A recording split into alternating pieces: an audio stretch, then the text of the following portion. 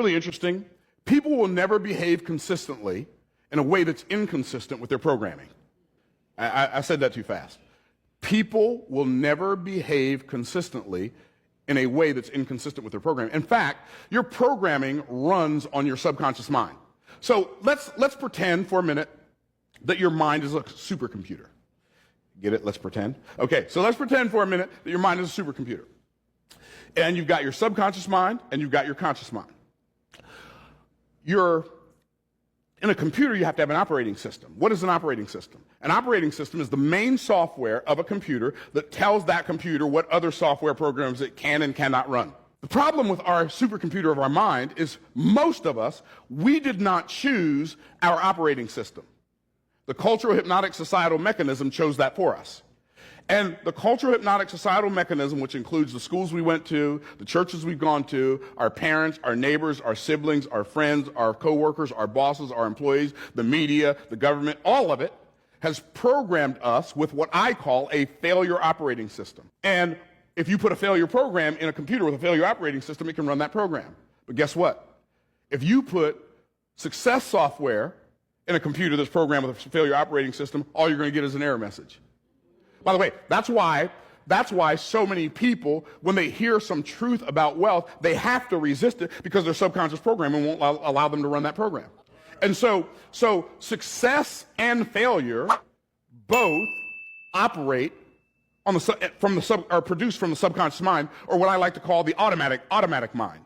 I like to call our subconscious our automatic mind and our conscious mind our manual mind. All of the results, like 90% of the results in your life, are produced by your automatic mind, which means you're not even aware of it. It's running below the surface. It's happening automatically, and you don't even see it. But here's what's interesting. Other people who are not programmed like you can see your programming. How many of y'all picking up what I'm putting down? And see, what happens is when we hear some truth that's unfamiliar to us, the first thing we do is we resist it because, well, that can't be true, because that doesn't go along with my paradigm. Because people will never behave consistently in a way that's inconsistent with their programming. All right, y'all, pull up a chair because today I'm about to talk about something America loves to whisper about but never actually fix. Poverty. Not broke for the moment. Not your bills are billing this month. I mean systematic, engineered generational poverty. The type they pretend is your fault while they're literally designing the trap. And don't worry, I'm going to sprinkle in some comedy because y'all know I can't talk about this depressing mess without laughing to keep from crying. So let's get into it. Let me say this real loud for the folks in the back eating ramen. Poverty is profitable. Nah, baby, poverty is a strategic industry. You think billionaires wake up and say, let me help the poor today? No. Poverty keeps wages low. Poverty keeps people desperate. Poverty fills up the military, the prisons, and the underpaid labor force. It's not a glitch, it's the plan. Americans love to say people are poor because they don't work hard. Meanwhile, the hardest working people in this country are still choosing between groceries or a light bill. Hardworking poor people are the economy. They cook the food, deliver the packages, watch the kids, clean the buildings, care for the elderly. The whole country collapses if poor people stop moving for 24 hours. But instead of paying them a living wage, the government is like, have you tried budgeting? Baby, you can't budget your way out of $15 an hour poverty while rent is $2,000. Let me remind y'all, every time the government makes a law about housing, education, healthcare, or taxes, poverty moves. Raise interest rates, poverty rises. Cut food programs, poverty rises. Approve corporate tax breaks, poverty rises. Raise rent with no wage increase, poverty skyrockets. It's like watching a rigid casino. The house always wins, and the people are the house pets. You are in poverty because you fell for the okie doke. You are broke because you fell for the okie doke. You fell for the system that they created and manufactured. When I say that you fell for it, because the execution, chef's kiss. You work a job, you go to that job, you clock in, you come home, you feed your kids, you do that shit again all over again. Every single day. Like a damn worker bee that they created you to be from those 12 years in school. I started talking about social institutions in 2022 because I realized that people didn't understand what systems they were literally in. And most of us were placed in them, right? Because if your family doesn't ever move out of poverty, if they don't get out of the poverty mindset and pathologies and habits and ways and perspectives, then you are just going to pass that down from generation to generation. So your children are also going to grow up thinking that they should be broke, or they should be poor, they should just work a job, or they should just do this. And you want to know the problem with Gen Zs and Gen Alpha? They looked at they millennial ass parents and said, hell no. My son is 17, he's about to be 18. He is not going to college. Now, when I told somebody that, they was like, what do you mean he's not going to college? Because he understands the narrative. I don't want him to go to college. He's going to be the one who opens a Fortune 500 companies and hire your kids to pay to work for him. I know that may sound harsh, but that is who I raised. You're going to ask me, like, why did you raise him? Because I did not want my child to be in the system. I didn't want my children to know exactly what poverty was, what it looked like. Not for real, for real. Like, they had poverty moments, but they've never had a poverty lifestyle. So coming from a person who was homeless December 9th of 2023 to now making, right? And next year is going to be double that, right? Because it has to work out that way. That's just how money works. I know how to multiply it. But coming from poverty, like as an adult, not as a kid, because my mama didn't follow the system. It's probably why I don't follow the system. It's probably why I cannot keep a job to save my damn life, baby, because I'm not meant to work for nobody. My mom was a street pharmacist. Now, you may look at me and be like, well, that's not nothing to brag about. My mom ain't never worked for nobody, and she brought in $3,000 minimum a day. So looking at price tags has never been a norm for me until I got older. But I realized that I couldn't do that because I didn't want to end up incarcerated. So me and my siblings are bound to just not go down that route. But the system is created to keep you into the worker bee space. Like, they want you to be compliant. They do not want you to think outside of the system that they created for you.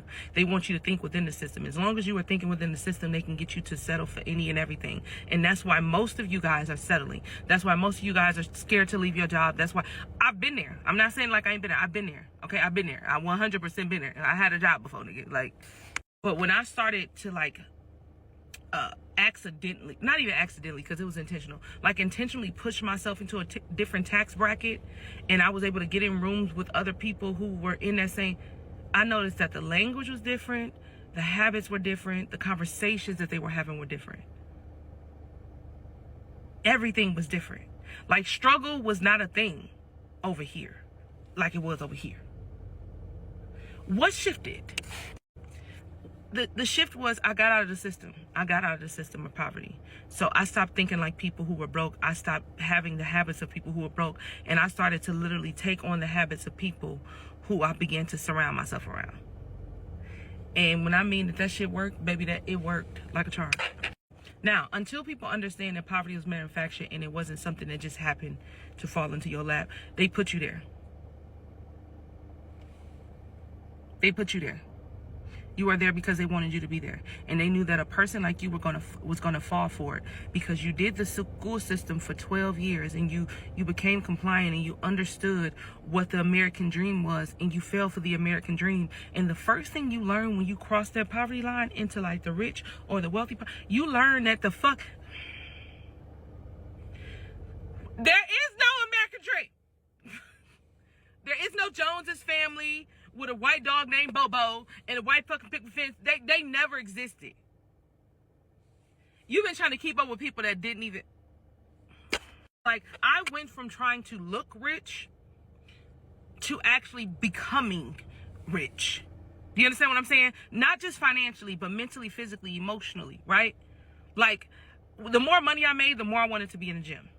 The more money I made, the more I wanted to take care of my skin and make sure my hair was always done or my nails was always, or I look pretty decent. Like, the more money I made, the more I knew that I had, like, and I don't go buy expensive stuff. Like, this shirt is from Five Below and I got some sweatpants on and some Jordans. That cost me like $180 because I will still wear kids, right? But I started to just, stuff that used to excite me no longer excited me. That's what I'm gonna say. Yeah. And I'm making these videos about the poverty mindset because I want you to understand that if you can just flip that, get your head out first, everything else has to follow. Because if you shift your mindset, your habits are going to change, what you value is going to change, your behavior is going to change. It has to. It has to. How are you going to do this? Get around a group of people who are literally going in the same direction as you. You still trying to hold on to the people who are still in a poverty mindset, the dysfunctional ass patterns and habits and pathologies and eating. You still around them expecting to do something different. You are going, if it's 4 broke people in a room, you will be the 5th. It's called social contagion. Look it up. Social contagion. I'm going to talk about that in my membership. Social contagion. I really want to know. I really want people to understand this. Like, if you can't do anything else, do this for me. You don't have to go to school for psychology, but I want y'all to buy as many psychology books as y'all possibly can. And I want y'all to go through that stuff and read them. And I want you to realize that you fell for the okie doke.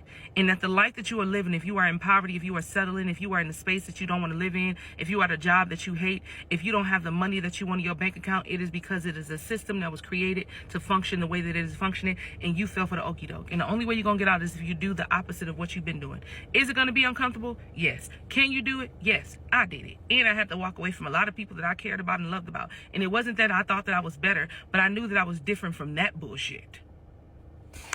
Now, my memberships for today and today only. I think today is the last day. Everything is half off. You can get in if you want to.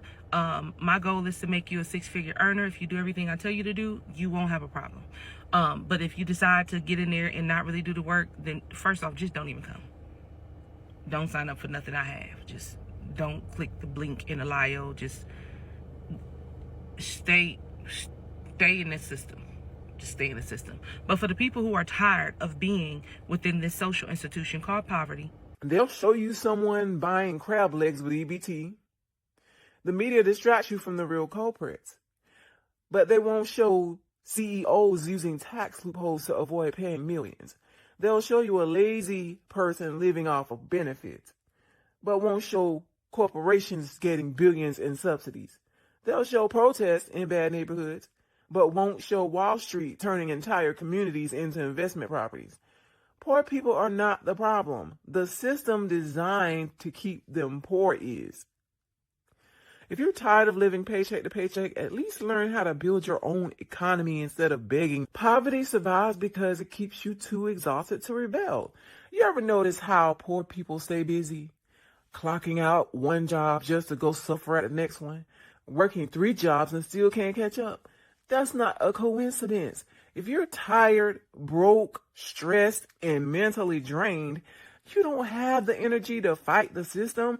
You don't have the bandwidth to organize. You can't challenge the power structure when you're trying not to get evicted. Poverty is the perfect silencer. The rich rely on you not knowing this. They want you thinking the problem is immigrants, single moms, lazy youth, minimum wage workers, bad choices.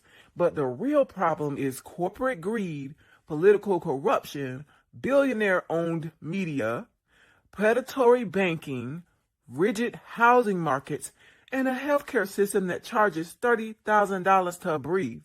The poor are not failing the system. The system is successfully doing exactly what it was built to do. So what aren't they telling you about poverty? That it's intentional, that it's weaponized, that it's maintained, that it's profitable, and that escaping it requires strategy, not shame. Comment and subscribe and tell me in the comments, what part of the system do you think is most responsible for keeping people poor? And let's listen to some other folks who's talking about this right now. All right, I'm out. This is my unapologetic opinion, and I said what I said.